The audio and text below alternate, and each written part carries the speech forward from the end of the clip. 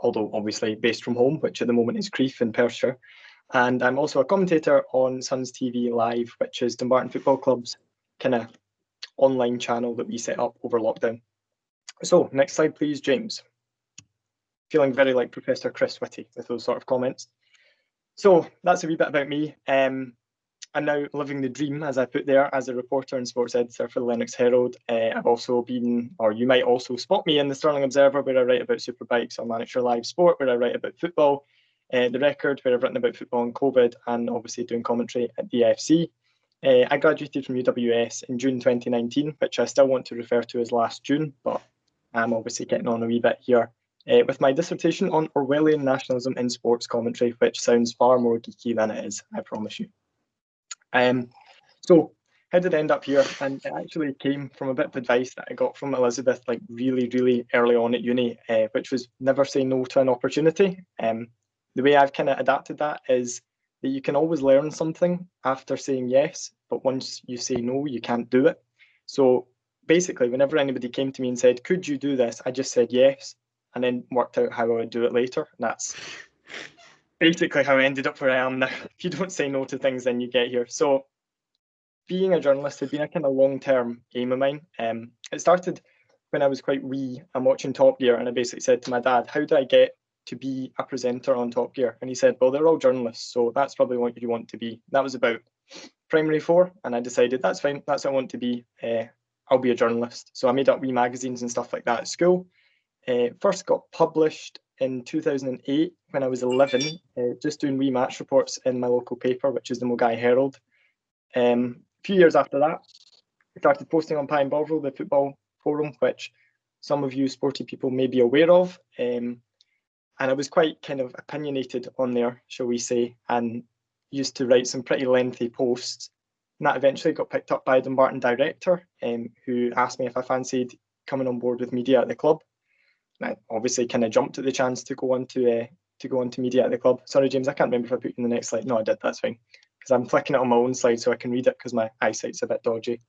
So I came on board at the club and decided very quickly that I didn't like it, because when I was working for the club, certainly at that time, it was very much controlled around what you could say. You could not obviously be critical. Not that I was being critical, but I didn't like the degree of control that they had over it.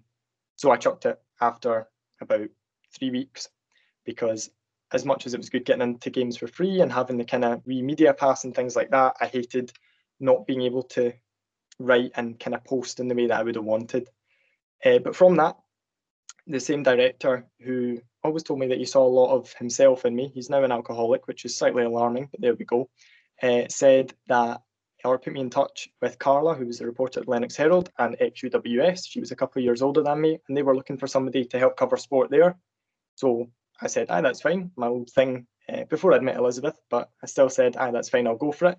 Took up the opportunity at Lennox Herald and wrote for them, basically unpaid, barring bigger games, you know, when we played Rangers and things like that, get a wee bit of money from it, but basically unpaid for 4 years to get my foot in the door until I got to where I am with a full-time job there. So aye, if you get offered unpaid work in journalism, it's probably best to take it as an opportunity, especially if it's, in my case, I was reporting on the team I support. I was going to be there most weeks anyway, and I loved writing, so that suited me. And then in the summer of last year, when it became kind of clear that we were going to be playing football behind closed doors, a guy got in touch with me and said, basically, you're involved in the media. How do we set up a live streaming platform? And me and him were very different. He worked in, he's from down south, he worked in politics, so he did all the kind of financial side of things and put together a proposal to take to the board. And I said, I'll get you people to do it, and I will help out in any way I can, basically because I missed the broadcast stuff we'd done at uni, and I hadn't done any of that really aside from podcasts since I'd left. So that's how I got involved with the commentary, but I'll go on about that a wee bit later. Next slide, please, James. So what do you actually do as a journalist? My job's really very simple. At the start of the week, the paper looks like that. And next slide, please, James. By the end of the week, it has to look like that. So next slide, please, James. Absolutely firing through them here. So that's just the sport pages that I'm responsible for. Obviously, the paper's got another 30 odd pages on top of that we have to fill up every single week. But fundamentally, my job and my biggest responsibility is to fill those sports pages. From you guys' point of view, if I gave you all 5 pages of news or 5 pages of sport, depending on what side of journalism it is that you're interested in, how confident are you that you would be able to fill them? And if you aren't confident, then why not? Because you should kind of, I don't want to say that you should be in a position where you think you could stroll through that, but there's so much going on and there's so much that's happened and there's so many possibilities that it should kind of excite you in a way, getting the opportunity to fill it up. So when the football sort of lockdown came in the other week and I threw a big tantrum in my room and threw some stationery about and said some unpleasantries, and then I sat down and came up with a list of different feature ideas, basically worst case scenario, how many features can I come up with that will fill sports pages eternally if football does not return, basically for the next 30 weeks or so. And I came up with 29 ideas in about 20 minutes for it. So it's possible. You just need to be a bit creative about it. You sometimes have to think outside the box, but there's so many options there that it drives me up the wall when I see people doing lazy stuff in local papers, and that's me being a total snob for it. And I go through the other ones and I'm like, oh, can't believe you've done that. I put in there kind of how I would fill it. So obviously you've got your diary news, sports matches and events and things like that. History stuff seems to go down really, really well with the local paper audience. So for any of you working in that, history stuff seems to be great. Is it the anniversary of something important, a big match, a local boxer winning a world title 2 years ago on this day? Great. That always seems to go down quite well. The local angle on a national story is something that you'll all have been taught, countless times. What is your, in my point of view, so from a Dumbarton Football Club point of view, during COVID, were we furloughing players? What were the financial challenges? What would we like to see done with the leagues, null and void, points per game, all that sort of stuff? So there's always a local angle you can find on it. What if take dementia in football? There's been a lot of talk about that. So pick up a Dumbarton centre half, in my case, who will talk to you about dementia in football, because he spends every Saturday heading 60 odd balls lumped in his direction that are about 30 foot in the air. Features, that's a kind of obvious one, and there's loads of people out there. Some of them are interesting. Not all of them, but some of them are. Another thing that I learned over lockdown was to hold stuff. So at the start of the year, I did an interview with Darren McKinnon, who's from Silverton, which is about 5 minutes round the corner from Dumbarton Football Club. And the interview was pretty timeless in that it was looking back in his whole career from boys club right the way through to captain in Hamilton. I held that until the end of May, when I had a week where I was really struggling for a story, and it filled 2 pages absolutely perfectly. So if you can hold stuff, you don't need to ram everything in and maybe cut stuff down to 200 words or whatever, then do it. Do every story you've got justice. And obviously there's filler stuff. So if you have a Reach local paper and you spot memory lane, that's the filler. Next slide, please, James. So this has changed a wee bit with football, but basically that's how a week would look for me. Our deadline's on a Monday, so we start an hour early and finish an hour early. In a normal situation, we'll be getting a lot of match reports sent in, be that football or rugby, tennis, hockey, whatever that's going on over the weekend. So that can be a bit mental. Or you come in on a Monday and it snowed at the weekend and everything's called off and you've got 2 empty pages, and that's when I become a bit tetchy and unpleasant. Normally, because I work on a Saturday, I'm off on a Tuesday. Wednesday tends to be quite busy. Thursday, I've got a half day. This journalism thing's very part-time sometimes. And Friday's my day where I'm tying everything together and normally get a bit stressed out because I don't want to have to do it on a Monday. Saturday, obviously, I'd be covering Dumbarton normally, or the Vale, or whoever else is kicking about that I can find. So next slide, please. So I'm guessing quite a few of you guys will already have done match days as a reporter. From my point of view, the main things that I try and do every single time would be begin my report early, and I've got in there my kind of template that almost every single match report that I do will have in it. I think it's important you get your reports up as quickly as you can. So if you read any of my reports, then they'll always have a bit of team news in them, because that's just helping to fill me up words. Sometimes the game will finish 5-4 and I won't need it, but for the most part, then I will need it. Another big thing that I've got there is socialising, and obviously that's maybe a wee bit different in COVID times, so I don't want to be irresponsible here, but making or getting good relationships with people, particularly in sport, is massive. I got on really, really well with Dumbarton's general manager, and she has tipped me off about stories, or she'll put me in touch with players and that sort of thing. And it's that, what's the word that we used to use? Symbiotic relationship. Works for both of us. The club gets the publicity out of it, and I get somebody who's tipping me off about things, but who I also know I can go to and say, look, I need to speak to this guy. Can you sort it? I don't think Jim Duffy likes me very much, so we won't touch on him. He finds me a bit of a pain in the backside because I'm just always there. But having good relationships, be that with staff, players, Dumbarton Club historian, always good for a feature. Yeah, you'll talk to me for 25 minutes without me getting a word in, which is quite unusual. But if you have good relationships with people around you, especially in a sporting environment, especially if you're covering the same team every single week, that's absolutely massive. The only other thing that I put in there is a bit about post-match, which can be the bane of my life. Stuart Malcolm, the former manager, is comfortably the worst for that. At the last game before lockdown, it was a midweek game, and the game finished at 9:30. And at 20 to 11, he walked out with a coffee without a care in the world to do his post-match for me and the reporter from the Courier. Yeah, that's not great when you've got some guy from the Record telling you that you need it ASAP sent over. So that was a wee bit stressful. Okay, next slide, please, James. So aside from the kind of standard local newspaper reporting side of things, then I got involved in commentary this year. To be honest, the kind of football fan in me had always wanted to be a commentator, but I didn't think I had the voice for it. I never had the opportunity for it, and it just wasn't something I ever saw myself getting into. But I got asked to do it, and that whole Elizabeth popped up in my head and said, don't say no to these opportunities, take them up. Since we got involved in commentary, it's myself and a guy, Chris McMillan, who's also ex-uni and one of my best pals from uni. We've been told to be more positive. We had Jim Duffy come into the boardroom before a game and speak to me and Chris and basically give us a bit of a dressing down and tell us that we needed to be more positive.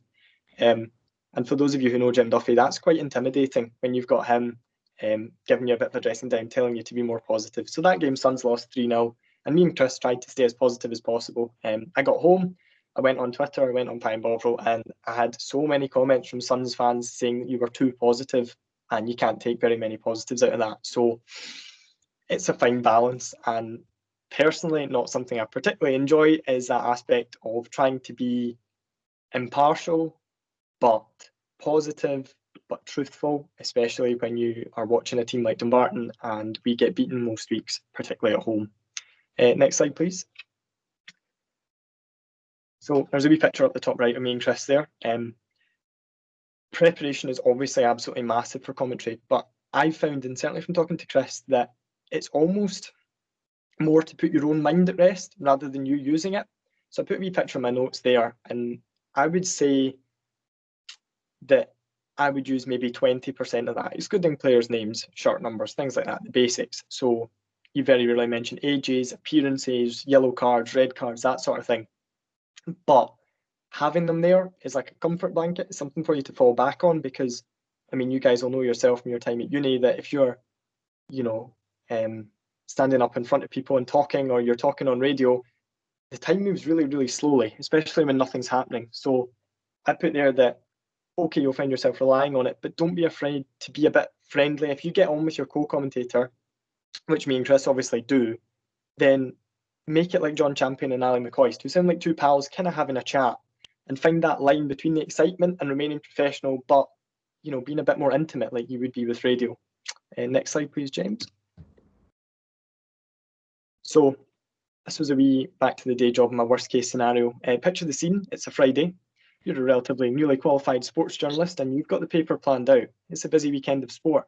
The local hockey club are in a cup final, Suns, Vale, Loch Lomond Rugby Club, and every youth club in the area are playing, and there's a big running event that your photographer's heading to. Then it's cancelled. All of it. Every single thing. Indefinitely. What do you do? And that's where I ended up before lockdown. So using my best David Brent impression, I turned that into a positive, in my opinion, anyway. I think some of our best papers came over lockdown because I kind of set myself the aim that we would fill those 4 pages, and those 4 pages would be good every single week, but it was absolutely exhausting and it took an awful lot of effort. From my point of view, what we did was got the local angle on the national story, which is obviously the headline that you can see there, coronavirus could destroy our club. The good relationships that I spoke about, well, I got on really well with Joe McKee, who's now at Queen of the South, but was a Dumbarton player at the time. So I phoned up Joe and basically got the player's perspective on it. Spoke about holding stories. We held a match report from the week before and we held a feature that I had. So we moved them over. And I did a news story on the run being cancelled, which was the kind of diary stroke off diary thing. That was it. We were full. So everything that I'd said earlier, that's where I realised that, it could be quite useful. Next slide, please, James. As I said, some of our best stories, in my opinion, kind of came over lockdown. I just put a wee kind of few examples of them there. And that's all a whole range of things from, bigger features, history features, a couple of stories from contacts. The top two on the left, the guy from the walking football team put me in touch with the two old guys who are in their mid-70s, both played football at junior level and are now back playing walking football where they were before lockdown. So it's that whole thing about if you have contacts and if you treat people right, then they'll help you out when you're in a sticky situation. Next slide, please, James. I don't want to ramble on too much, but don't get too high or too low is a sort of massive thing I've learned in journalism. And the week that I had my first splash ever, it was also the week that I had probably my worst experience in journalism. I'd done a story on a local player who was stepping up to senior football after playing amateurs, and he was leaving a club where his dad was a legend and where his two brothers played. So there was a nice wee kind of local angle on it.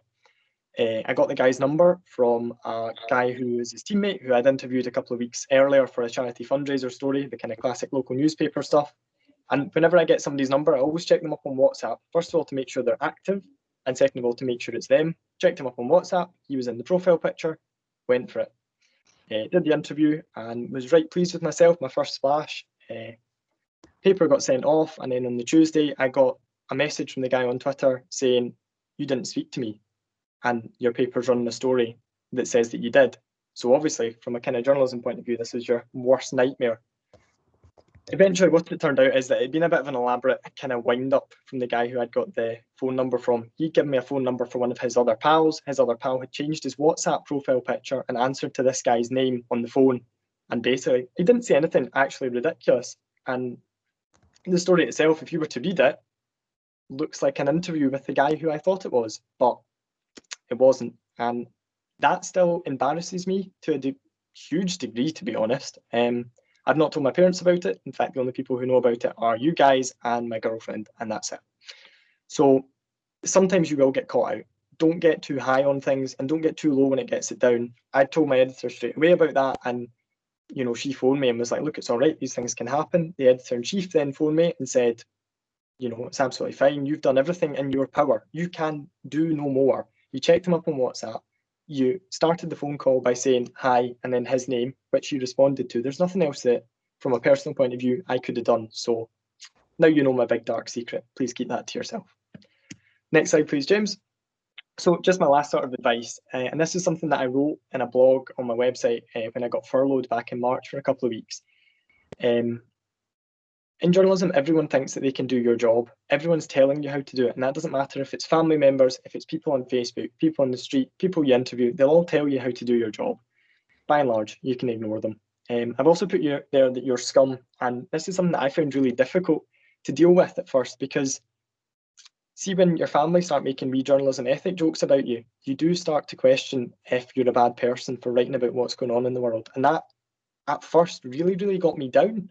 And it sounds a bit daft because I was doing something that I'd always wanted to do, and I knew that what I was doing was ethical and fine. But, when you get people who you care about and who you're close to who make wee jokes about it, it does hurt. But don't worry, don't let it get to you. We've all been there. You've always got the other journalism family with you. You'll be fine. Another thing I've got there is that everything you write is the most important thing to someone, somewhere. It doesn't matter if your story is dry as a bone to you. You think this is incredibly dull. Somebody's got in touch with you, and if it's going in the paper, chances are it's the biggest thing in their life. So treat it with that kind of respect. Treat it for the 20 minutes that you're on the phone and for the half an hour you're writing it up or whatever. Like, this is the biggest thing in your life as well. That's how you get the best stories out of things. Even though someone will always find faults. And again, that used to bother me. I'm not naturally a particularly confident person, and I do have to kind of force myself to believe in myself. Someone will find fault with everything you do. So you kind of reach a level of acceptance where you now just turn a blind eye to it. But at first, it really, I was reading comments on our Facebook page about stories that I'd written and was proud of, and it was getting me really down. I was totally losing my confidence.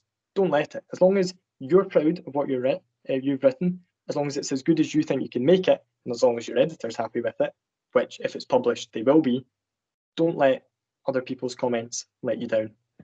I put don't be that reporter as well, and anyone who's ever done kind of moderately major events will know about that.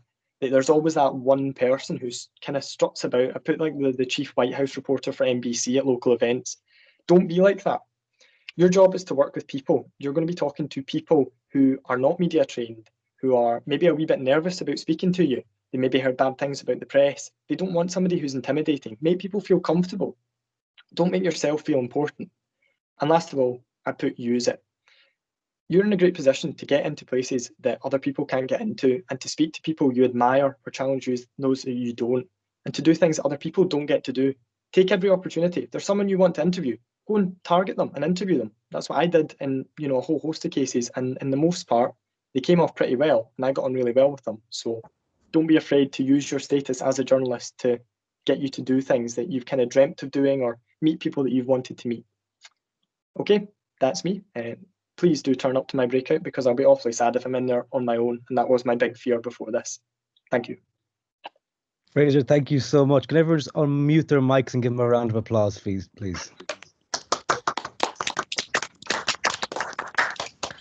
Thank you. I'm humbled. Loved the David Brent references. Loved it. I felt so David Brenty doing that. Okay, up next, Nicole. Can everyone just mute their mics once again? And Nicole, would you mind telling us about your journey into broadcast journalism?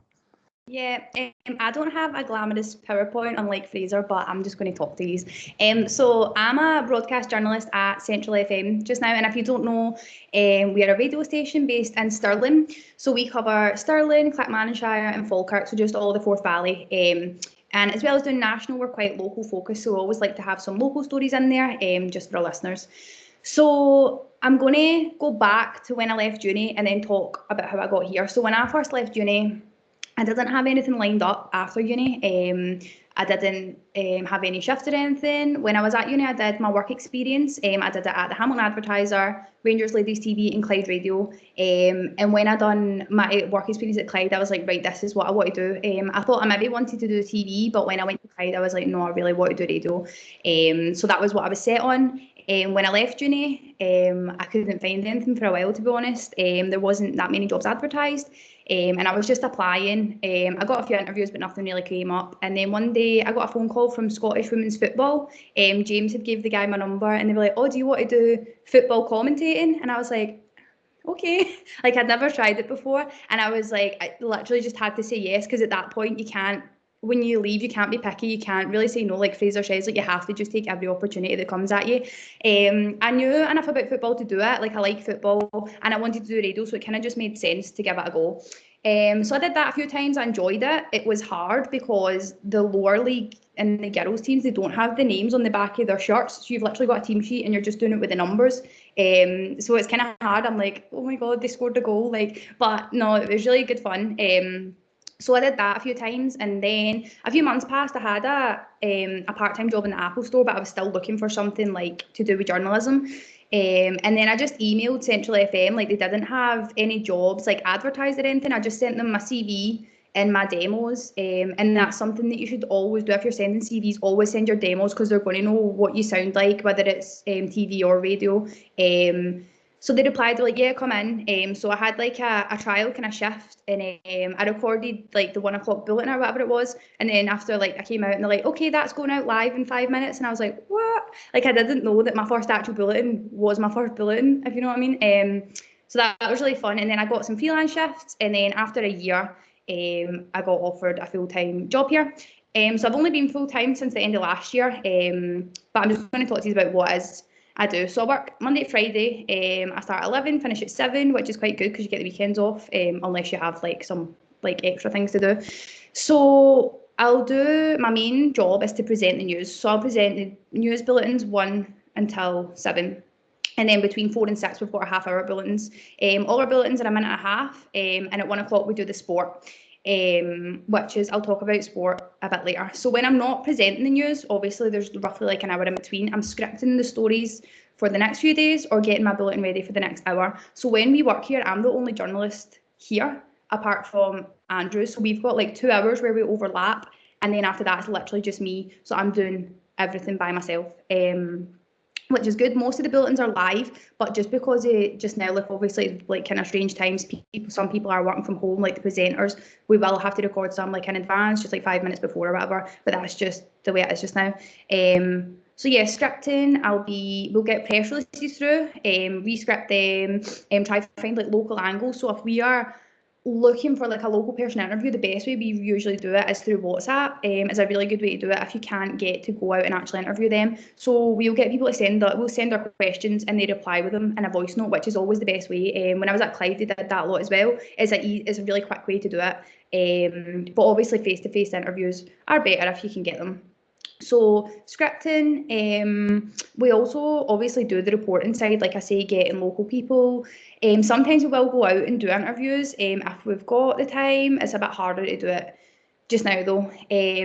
So talking more about reporting, one of the things we did here when I wasn't full-time was the UK election in 2019, and that was really exciting. It was something I'd never done before. So I went to the Alloa polling station, got there at like 10 o'clock at night. It was pure buzzing. Like it was all like, it was because I'm not from here. I didn't know who some of the MPs were, to be honest. And I was like looking at pictures and trying to see who they were. And some of them don't look like their pictures, by the way. But that was really fun. So you'll get there and you'll interview them before the count. So they're all the candidates. Don't call them MPs because no one's an MP yet, because I almost made that mistake. Interview all them. And then there's just like 4 hours of counting in between where you're literally just trying to stay awake because it's literally through the night. And then once the count happens, you'll interview the new MP and the people who didn't get picked and stuff, and that's really exciting. And then you get home at like 4 o'clock at night. But it's good fun. So that was one of the good things that I got to do before I was full time here. Another big thing that I'm doing when I'm not reporting or presenting news is the social media. Anywhere you go now, social media is probably going to be one of the biggest things, whether it's radio or TV, everywhere has social media output. It's massive now. Our biggest is Twitter. Just so if we had like a breaking story, like something big happened, the first thing I would do was put it on the Twitter, just like breaking, whatever happened. Next thing I'll do after that is write a web article about that, so a bit more detail. And what we would then do is link that to the Facebook, because our Facebook and Twitter audiences are quite different. And the people on social media, they're not necessarily always the people who are listening. We've got quite an older audience, so it's good to know who your audience is. Also, when we're presenting news, we tend to try and talk a bit slower than other places because we know that our audience is older, and everywhere's different. Like everyone has different audiences. So that's kind of more the social media side. Another thing that I was really interested in, especially in uni, was video. As I say, I was interested in TV. James, give me a thumbs up, thanks. So when I came here, that was one of the things that I said in my interview. I was like, I would really like to like push video for you, like put more on social media. So that was one of the things that I tried to do. So when I first started, I went out and got local video, just like kind of local stories. Like there was like a charity, like at Christmas time doing a trust giving tree, people were donating stuff. And it's quite nice to just go and talk to them like face to face and get video, because it's like local, like just like nice wee stories like that. So that was one of the things that I wanted to push. And this is the biggest thing that I ever learned off of James. So if you're doing, if you have to go and do a story, so if you're going to get audio, do it as a video, because if you do it as a video, you've got the audio and the video. You can put the video on social media, but you'll also have the audio for your bulletins the next day or anything like that. And it turns out if the video doesn't turn out that great, it doesn't matter because you've still got the audio. So that would be one of my biggest tips, to always get the audio. And then the last thing I want to talk about is sport. Sport is something that you're likely going to have to do if you do go into radio. So familiarize yourself with, if you don't like sport, like just get to like it basically.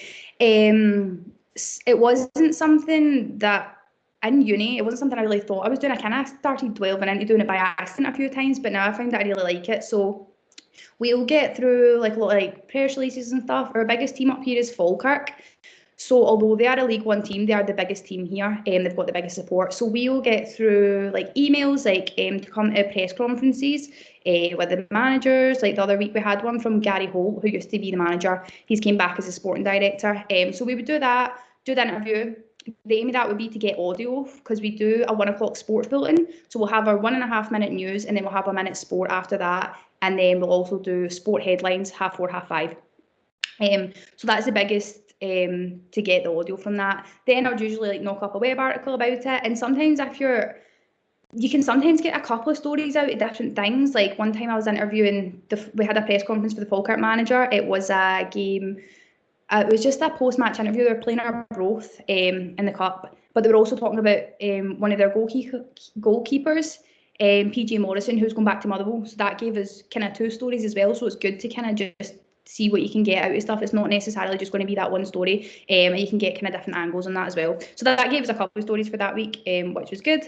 So we'll do press conferences. The biggest thing I done my first week was I was sent to the Falkirk and Rangers game, which was so cool because there was no fans, so I felt famous. I had my press pass, and then I got there, didn't really know, I'd never done this before. In the Falkirk, they have like the people who kind of help the press, and I was like, hi, can you show me where to go, because I don't know. And they were really, really nice, because we are like a local station, like we tend, like people are like good to us. So sat through the game, absolutely freezing. What you expect to do is just kind of like Fraser says, like update your social media, kind of tell them what's happening, how the game's going, getting beat 4-0 as Falkirk did. And then at the end of that, the most exciting thing, I got to do a post-match interview with Stephen Gerrard, which was the most exciting thing that I think I've done so far. So as I said, I was expecting to get audio from that, but I did it as a video, because that way we could put that on the Twitter and drive our Twitter audience and our Facebook audience, as well as having the audio for the next day. And because it was such a long, it gave us about 10 minutes, because it was so long. You can take different clips for the radio the next day for your bulletins, but you can also use different clips from the video for your Twitter. So yeah, I did that. And then the next week I had a Zoom conference with Steve Clarke, who, if you don't know, is the manager of the Scottish football team. That wasn't something I knew I was going to be doing. It was that day they sent us an email. They're like, 4 o'clock, do you want to do a press conference? I was like, yeah. So that was about the draw for the World Cup, and that was really exciting. So it is really an exciting industry to work in if you want to do it. You do need to just apply for literally anything and everything. Like, I had so many interviews. There was a point where I was like, maybe I'm just not meant to do this. Like, I just couldn't find anything. But eventually, like, you will end up where you want to be, and you should just take every step. Like, when I did the football commentating, I didn't want to be a football commentator, but I thought it would maybe get me to where I did want to be, which, to be honest, I think it did. And just apply for literally anywhere, even if they don't have a job advertised. Like, I'm in this job now, it was never advertised. I just emailed them one day, was like, can I work there?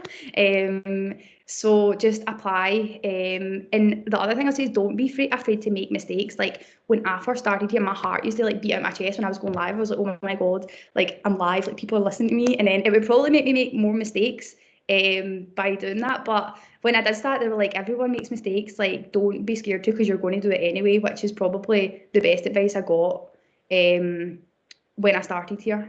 So yeah. Nicole, thank you so much. That was incredibly honest, and I think that's what's making today so special, is to hear the honesty in your voice, and your journey has been remarkable. Can we please unmute our mics and give Nicole a huge round of applause, folks?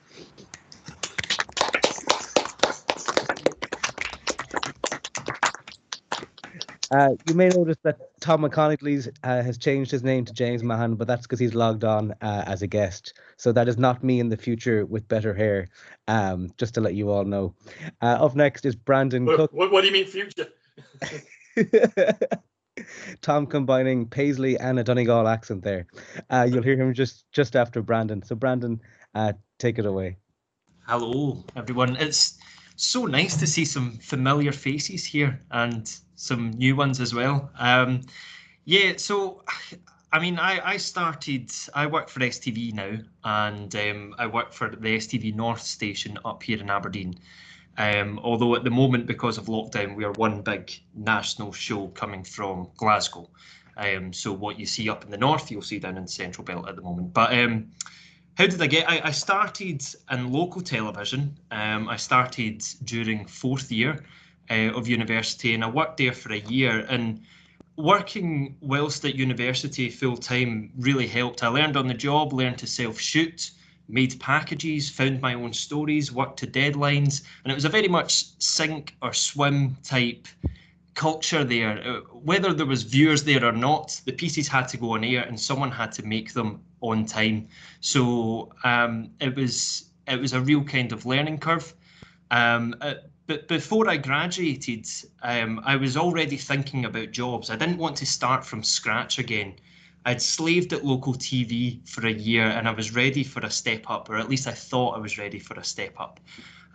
So I started applying for anything I seen, and there was a role that came up at the BBC for a social media journalist. I applied for that. I didn't get the job, but I came second place, and they made a researcher job for me, which was originally for 2 weeks, which was just ridiculous luck that they just wanted to take a chance on me. And I'll be forever grateful for the producers who did that, because as pretty much what Nicole was saying there wasn't a job there. It was just through sheer luck that they managed to kind of make one. But as I say, it was only for 2 weeks. So I knew I had to impress, and in order to get my contract extended, I threw myself in. I spoke to everyone I could, did all the jobs that no one else wanted to do, and you know, after a week there, I had 2 stories on air, and I knew I had to bring plenty more. So that's what I did. I had the stories that I wanted to cover. I was distributing to all the different reporters there. Some went on, some didn't. That 2-week contract got extended a month, and then another month, and then I ended up staying at the BBC for 6 months, working freelance but full-time hours, so about 35 hours a week. I worked on entertainment shows, news shows, review programmes. Like Nicole as well, I worked on the election overnight programme for the BBC. I was assistant producer in the ear of Martin Geisler, trying to tell him what questions to ask. Whether he listened to me or not is a different matter. But I was like a sponge, and I just learned as much as I could and tried everything. But I think it's important to look ahead, and I knew that my time at the BBC wasn't really coming to an end, but it was freelance and I wanted something more secure. And also I was working as a researcher ultimately, and I wanted to become a reporter, a full-time reporter. So I decided to look elsewhere. A job at STV North popped up. I thought it requires a move to the big bad north of Scotland, but I'll try it. And after 2 interviews and a screen test, I managed to get the role. And when I finally made it to the newsroom in STV, I thought, this is it. This is the role I've been working for. I'm going to breeze it. And about 5 minutes into my new job, I realised this isn't going to be the case. It was like starting from square one again.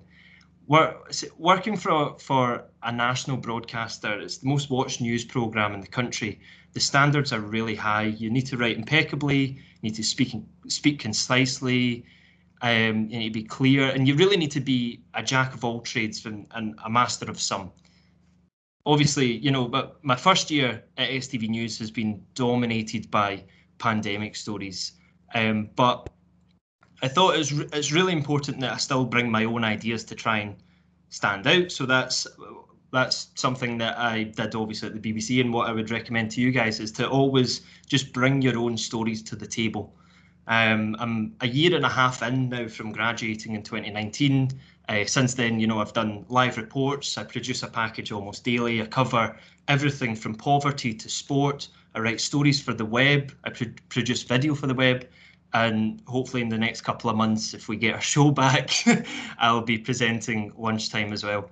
So at the moment, what do I actually do? I work from 9 o'clock in the morning to 6:30 at night when the show eventually goes out.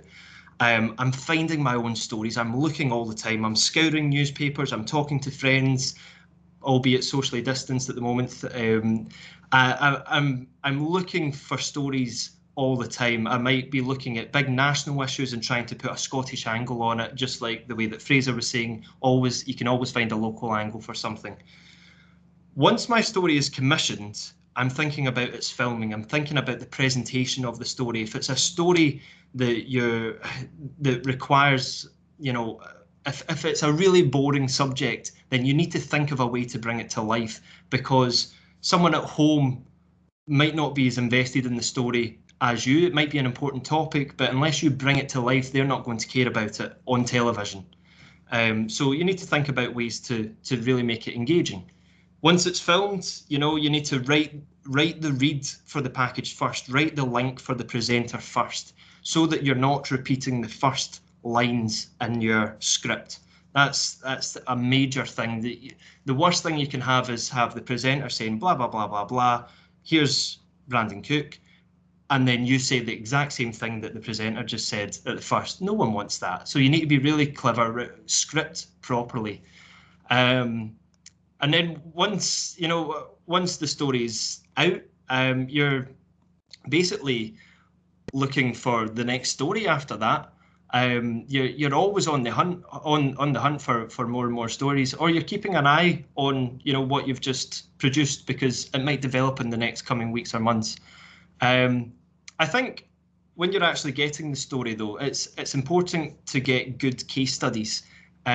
Getting people to agree to tell their story, even if they're reluctant to do so. A good case study can make great packages. Without a good, strong case study, you know, your packages they just don't cut through as much as they can. They're the real kind of engaging. A good human element in a story really brings it to life. As I say, strong scripting makes good packages excellent. And if you're doing a live off the back of it, when you eventually get there, then think about what you're going to describe and keep an eye on the story, because it may develop a couple of minutes or so before you go on air, and that might bring an extra buzz of excitement. In terms of just general advice, the things that I've been told that have just really helped over the past year is just, you will make mistakes, and it's okay to make mistakes, and everybody does it. On my first day working for local television, I had a week-long placement, and before, I went out to film stuff, and then I got back to the newsroom, and I pressed a button and accidentally formatted the card and lost all my footage on day one. And these things happen. And I still got hired. I was gutted. I was raging at myself, but you never make the same mistake twice. I mean, there's other daft mistakes that you can make. If you're late. You know, I turned up late once to an Aberdeen press conference. Derek McInnes was sitting down about to answer his first question. And I come running in. I didn't have a cameraman. I was self-shooting.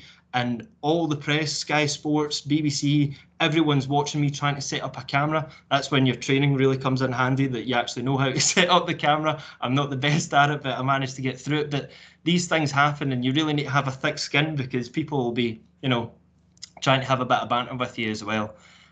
Take advice, but as Fraser said, you know, don't take everybody's advice. A lot of the advice on TV will be about how you looked. You'll get a lot of comments saying, oh, you should have maybe ironed your shirt, should have maybe wore a tie. Shrug it off. But if you get proper advice from a journalist that is, maybe you should have said this, maybe you could have phrased it this way, take it on board. Don't take it to heart. It's always really good. Encourage criticism.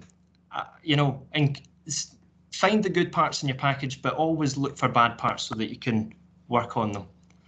And I would say also, don't get into journalism for the wrong reasons. Do it because you like it and you want to tell stories, you know. And when you do get in and you start getting on air regularly, or if you start getting published in the papers regularly, stay grounded. Don't get an ego.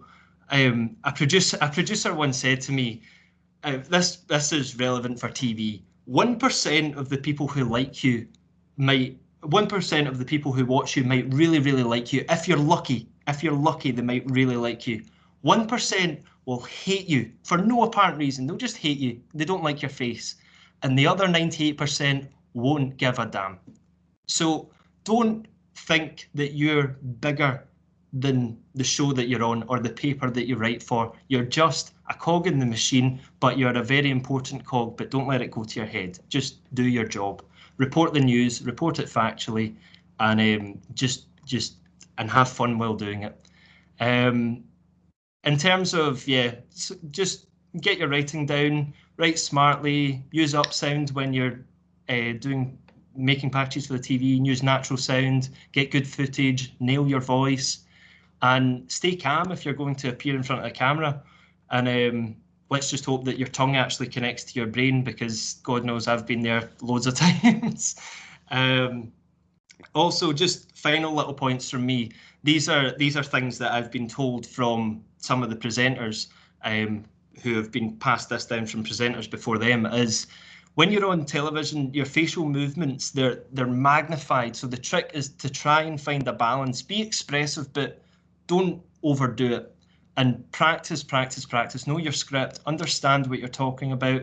And if you have difficulty with the way that something is written, then so will the audience. So rewrite it if you can, and take advantage. And if there's anything you don't like about the way that you present, then you can change it. You're your own best critic. So that's kind of all from me at the moment. Folks, just to unmute your mics there. Another big round of applause for Brandon, please.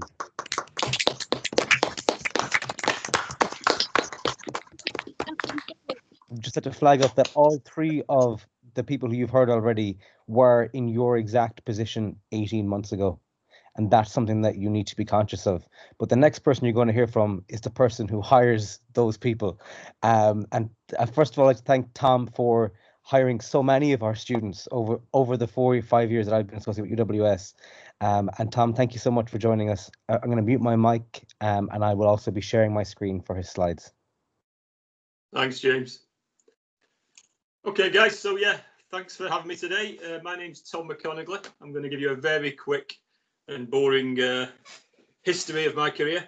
I graduated back in 1999. That makes me sound very old, doesn't it? I started on the Scottish Sun sports desk, been a sub-editor. Great job, fantastic job. But after a couple of years, I kind of wanted to broaden my horizons a little bit. And I must have been the only journalist in history who went from the Sun to the Clydebank Post. But what I wanted to do was, like I say, learn a lot of skill sets. And I felt at a national paper, fantastic, but at local, you could really learn how to do a little bit of everything. So the gamble paid off. Within a couple of years, I was the editor of the Paisley Gazette at 25. And from there, we won Britain's fastest growing weekly newspaper. And promoted after that to being editor of the Greenock Telegraph. Next slide, please, Chris Whitty. Thank you. You're doing a great job, James. From there, I went to be editorial manager of 20 local newspapers. It was a company, probably a lot of you won't remember it, called Clyde & Forth Media. It got taken over by NewsQuest about 5 years ago or something like that. And from there, I set up my own PR agency. So that was, the kind of another sort of broaden my horizon type move. I felt like I didn't want to just be a newspaper guy. I wanted to learn about PR, digital marketing, that sort of thing. So it was kind of the second major gamble. That was about 2011. I set up my own PR agency. Worked with a lot of great companies, like a lot of law firms, home firms, recruitment firms. And from there, I now do a little bit of teaching at Caledonian UHIS University. But I'm now actually doing a little bit of mixture of all three of the things that I used to do. I still do a bit of PR, still teach PR. I've just recently been a project manager at NewsQuest.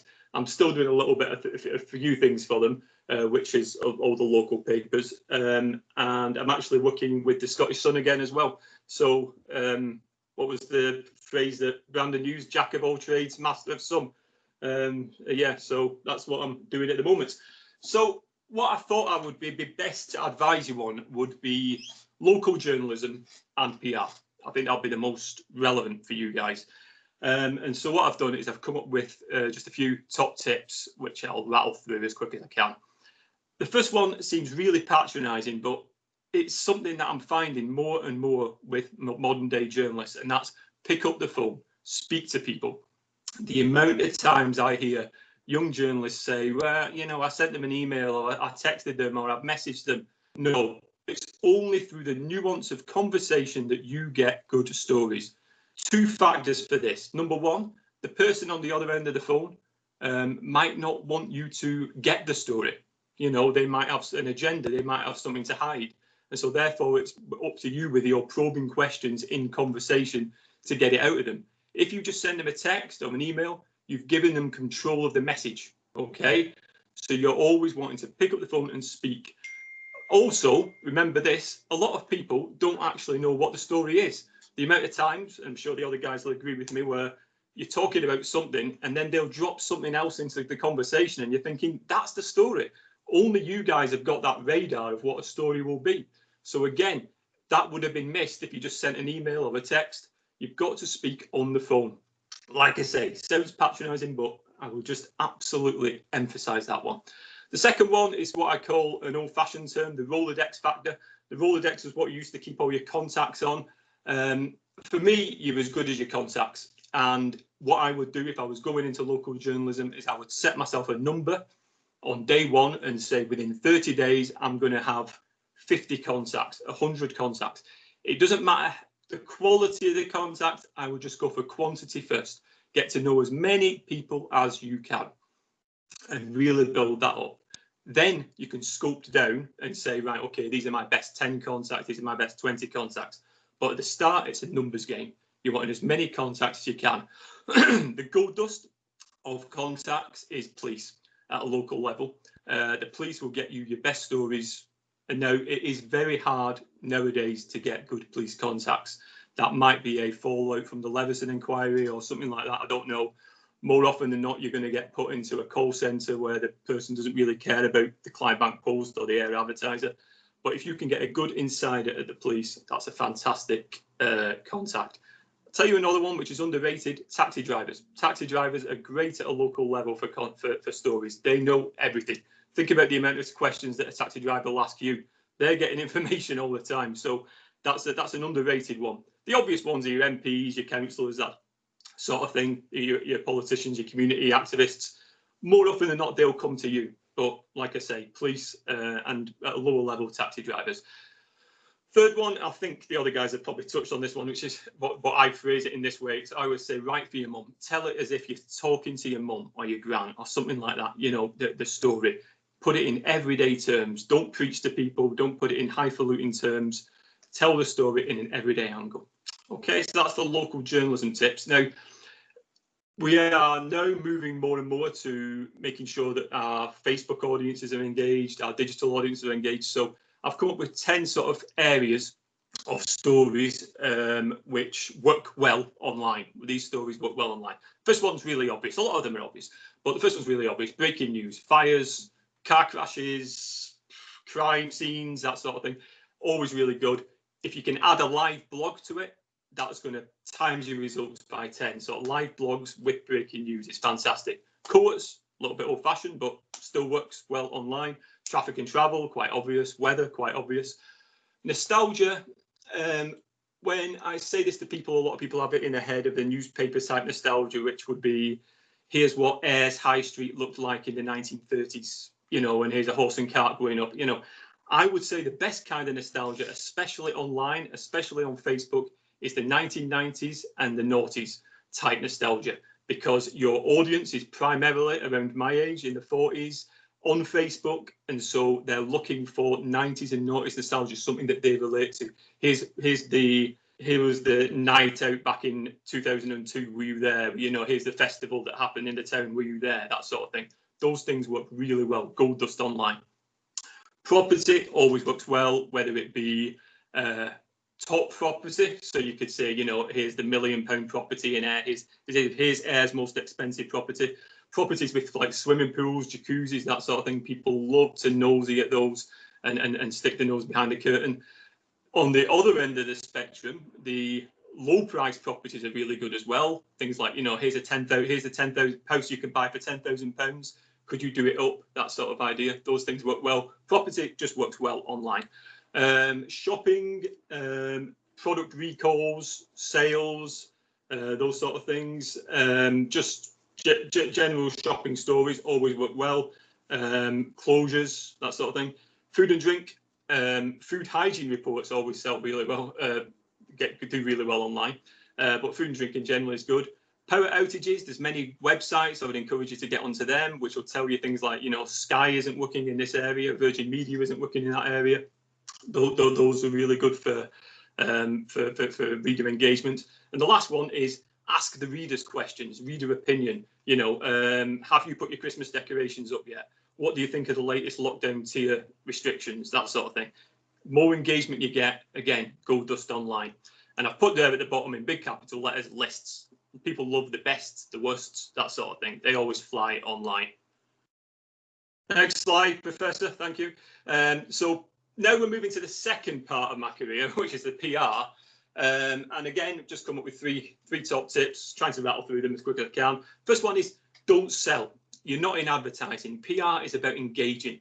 The best phrase I always come up with is don't be the advert, be the show, right? So in jargon terms, it's called content marketing.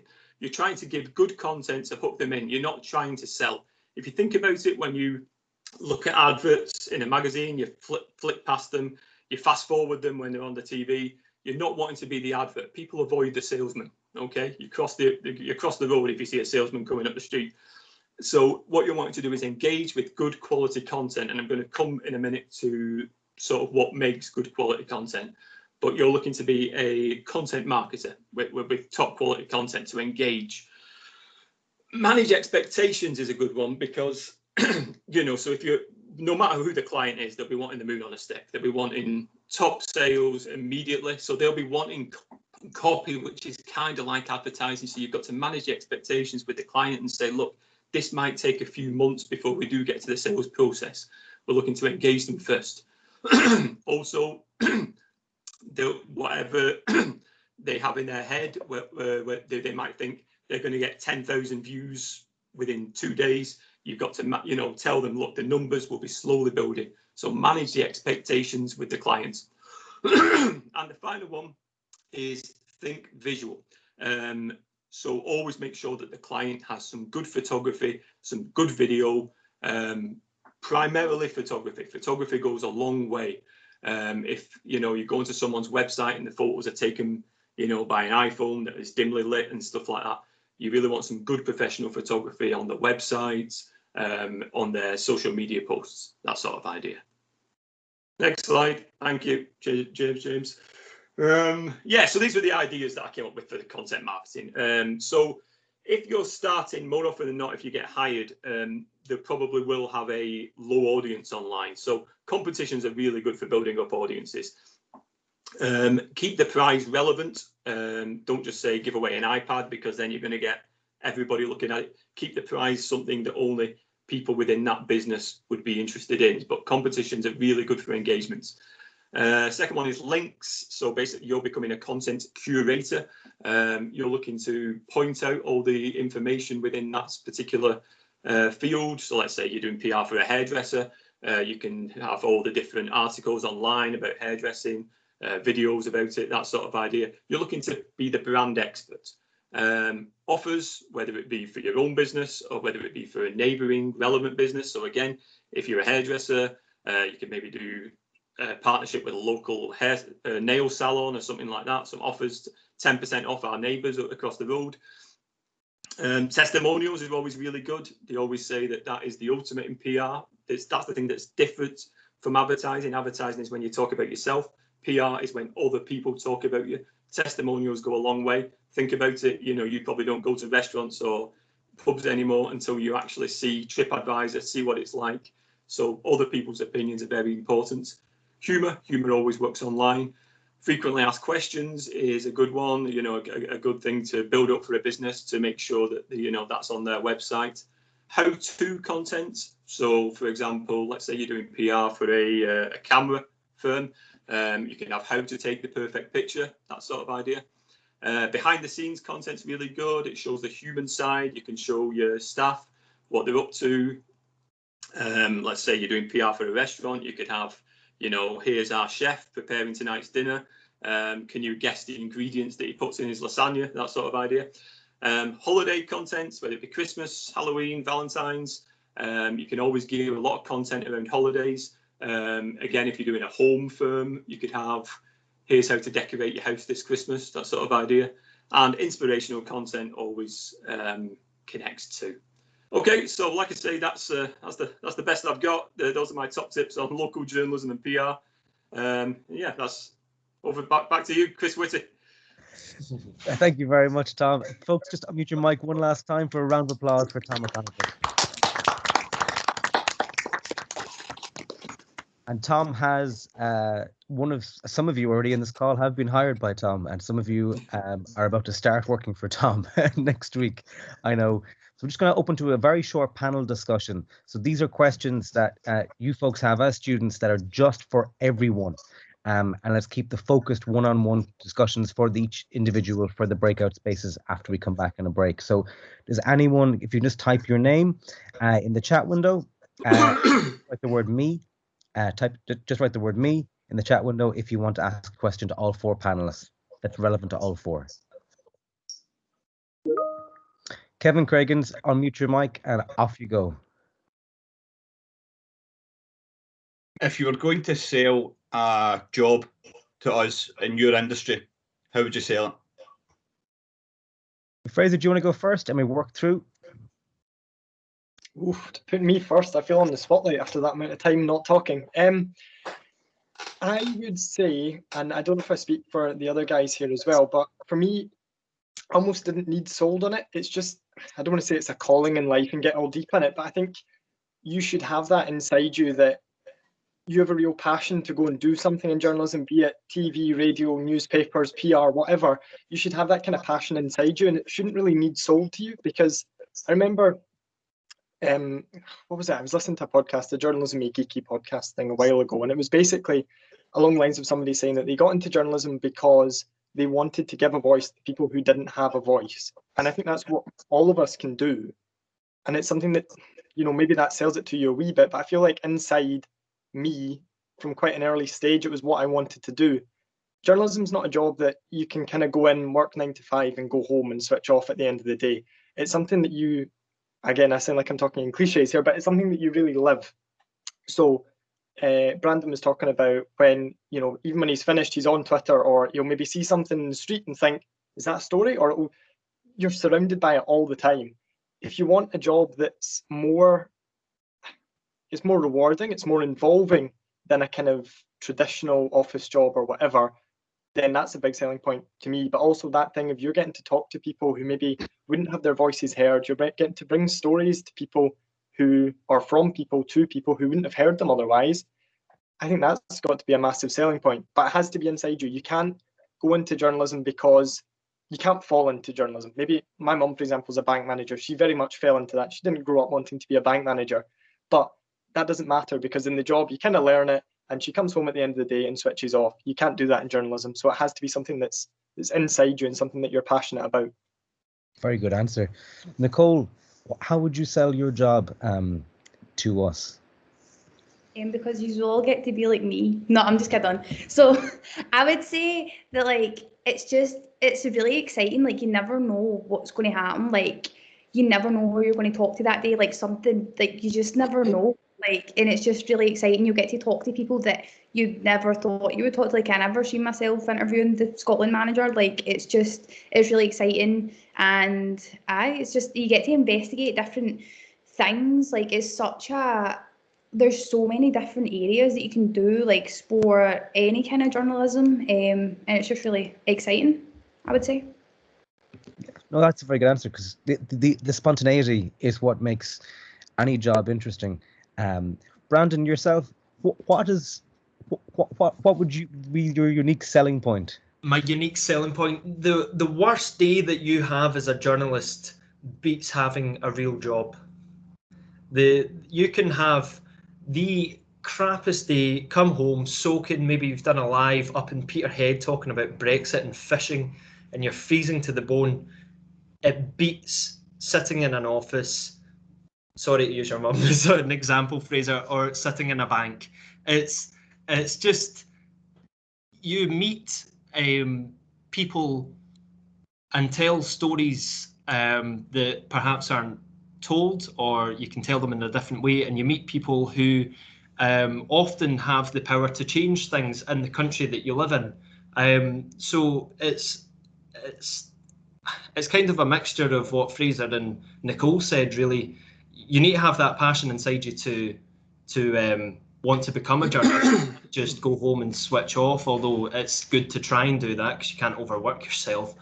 But it's also a good thing to have the power to meet other people and then tell their stories. It's a difficult one to answer. I think you need to have the passion inside you, but yeah, it's a big privilege to be in the paper or to be on television or to be on radio. You have the authority to tell other people what's happening in the country. It's a big responsibility, and you don't really get that level of responsibility in any other industry. Good answer. Over to you, Tom. Yeah, we're probably just going to echo what the other guy said. The thing that Fraser was saying, the phrase that I always heard was, "You have ink in the blood," So it's something that you're born with. I think, I know it sounds a bit pretentious, but it's just something. It's like I think Fraser used the phrase, "It's like a calling almost," And like Nicole said as well, no 2 days are ever the same. That's the beauty of journalism. I suppose, having been on the other side of the fence, the dark side as they call it with PR, I'm not going to lie to you, PR can be more financially lucrative, if that's what you want. And sometimes, again, the bills have to be paid, you want a decent life. So PR does pay better, I have to admit, and I have taken jobs, big confession time, I have taken jobs that are deadly boring in PR, law firm, but like I say, you make money out of it, and but if you were to ask me what I am deep down, I'm still the sad little boy who created comics that my mum and my neighbours would buy for 10p. So little sort of foldaway comics. I might have to go back to that business one day. You never know. But yeah, that's where I would come from. There probably is a very strange market, maybe in Japan, for Paisley comics, Tom, with a hint of Donegal and Bolton. Meg, you're up next. I think I heard this being discussed when I joined the call, so apologies if it's bringing something up. But how do you see each of your individual jobs in journalism changing in this, hypothetical post-COVID world, if we ever get there? Over to you, Fraser. Hello. Yeah, we sort of spoke about that, I think, just at the start, because Ken was kind of inquiring about it. From my point of view, I think local papers are kind of changing a lot at the moment and have been changing a lot over the past maybe 10, 15 years. From our point of view, we are going app first at some point in the future. And as I said earlier, that's kind of like top secret or something. I don't know if I'm supposed to tell all you that, so keep it to yourselves. But we are going app first, I think, in the future, and it's going to be between that and hyper locality in your area. I don't know if any of you guys are aware of it, but it's been launched almost in a kind of hyper local sense. So you get news bulletins sent to you. I get them in the morning and at night, and it's linked to my postcode, and it gives me stories that are within a kind of, say, 5-mile radius of my postcode. And we put a story up on our website, and I think it happens with other papers as well. Put a story up on our website, then it gets linked to effectively a postcode or an area. So it's not just, in my case, Dumbarton, it'll be Silverton, it'll be Townend, it'll be whatever part of it the story is most kind of closely located to. I think hyperlocality will be big. I think people want stuff that's more local, but that's not to say that local newspapers will die out or anything like that, because personally I don't think they will.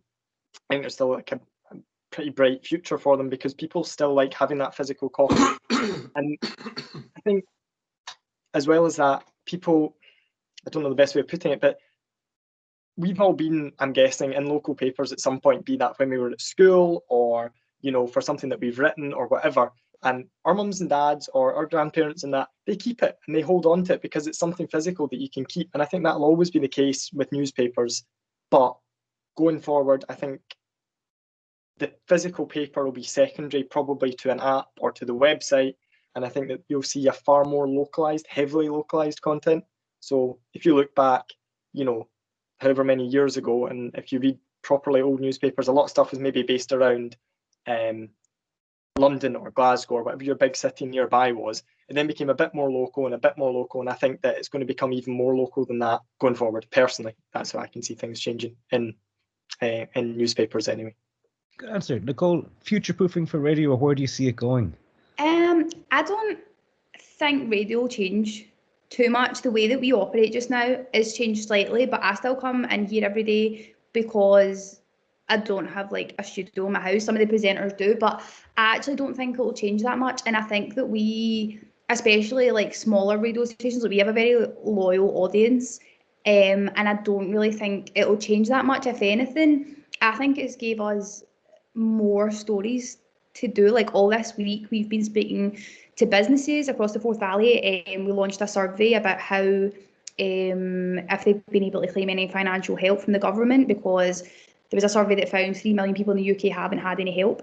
So that actually, I think it's actually gave us more to talk about within our local area, because sometimes there's not that much happening, whereas it gives us that kind of step to go and talk about something and find different local angles as to how the pandemic is affecting everybody else. But I think people right now are probably listening, reading, watching the news more than they probably ever have, because they're being so affected by the pandemic every day, and it's their jobs, their life, everything is directly impacting them. So, yeah.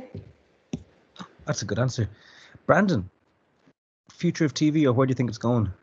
Yeah, it's a weird one, because we've just had an absolute bumper year for viewing figures. We were the most watched programme last year, and this year we've improved even more in a year which you think, you know, a lot of things have really not went well for the country. So I think this year, if COVID has highlighted anything, it's the importance of news.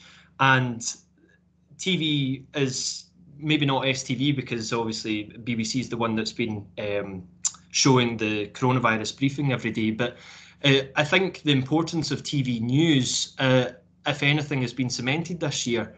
People really want to tune in at 6 o'clock and get a half an hour digest of what's been going on throughout the day. And to be honest, for the next few years, I can't see that changing. Maybe different ways that we present the news and stuff, like internally with STV, or be it BBC or Sky or whatever, that might change. But the core format of TV news, I honestly can't see that changing for the next few years. We've got a really strong audience. I think what Fraser was saying, local stories are really important. I think that's one of the really key benefits about STV is we have 2 regional programmes, and within that we have 5-minute ops which focus solely on local news that you can't get anywhere else, and on television anyway. So I think local news will be a big part of that. But yeah, I can't see the television format really changing for the next few years, to be honest.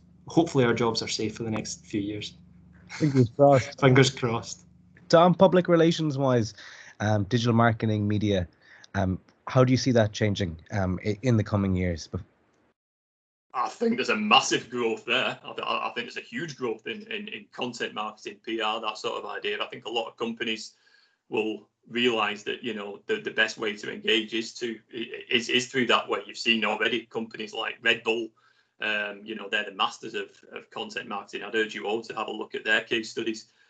Even Paddy Power, you know, the online betting company, fantastic. They create better content than some actual media companies, and I think we could get to the stage where companies are creating better content than media companies. Just to sort of that's the PR thing. Just to continue on what Fraser said, you know, I think what he's absolutely right. All these things changes, but these are all just on the surface. At the deepest level, great stories still sell. You know what I mean? And we could have been talking about this 20 years ago. You know what I mean? Those slides, which I'm sure half of you weren't awake for, but those categories, you know, 20 years ago, I'd have been saying this is what sells local newspapers, you know what I mean? And this is now what engages online, you know. At the deep level, it's all really the same, you know. So the surface might change, like the Fraser was saying about the apps and things like that, and it's all very exciting. But at deepest level, a story's a story, isn't it? That's true. Folks, thank you all very much for your questions. Let's take 6 minutes. Let's all reconnect at 11:30. Third, fourth years NMAs, in those 6 minutes, can you also write in the chat window whether you, just the words PR, TV, radio, or sports?